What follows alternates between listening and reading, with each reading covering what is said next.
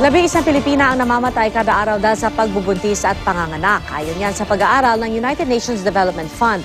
Ang karaniwang dahilan umano nito, kawalan ng serbisyo medikal na inaasahang masosolusyonan ng reproductive health law. Himayin natin ang kontrobersyal na batas sa report ni Maki Pulido. Awa ang Diyos. Sinasabing nasa hukay ang paa ng isang nagdadalang tao.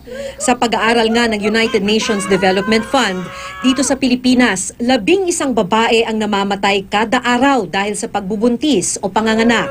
Karaniwang dahilan, kawalan ng serbisyong medikal.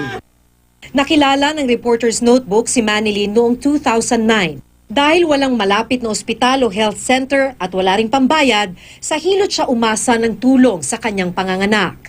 61% ng panganganak sa bansa sa bahay ginagawa, kalimitan hilot. Para makaraos ka na. Sige. Awa ang Diyos. Umabot ng halos isang araw nag-labor si Manilyn. Pinilit ng hilot na mailabas ang sanggol. Pero patay na ang sanggol nang mailabas. Naisugod sa ospital si Manilyn. Sabi ng doktor, nagkaroon ng komplikasyon habang nasa sinapupunan ni Manilyn ang sanggol. Mga naranasan ni Manilyn at maraming iba pang babae ang gustong wakasan ng RH law.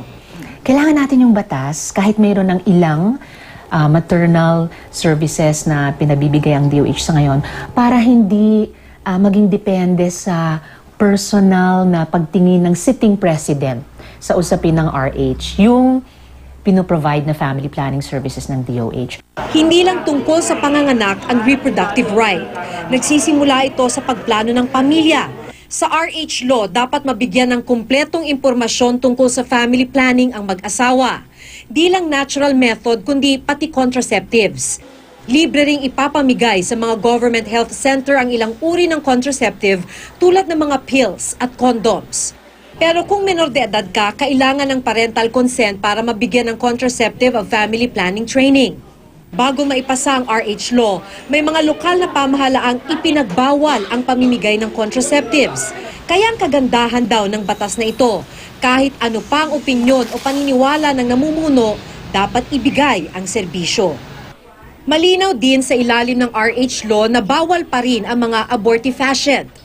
Binago rin nito ang definisyon ng abortifacient para isamang anumang gamot o device na nakapagpapalaglag o nakakasira ng fetus sa loob ng matres ng ina o anumang droga o device na pipigil na ma-implant ang isang fertilized ovum sa matres ng ina.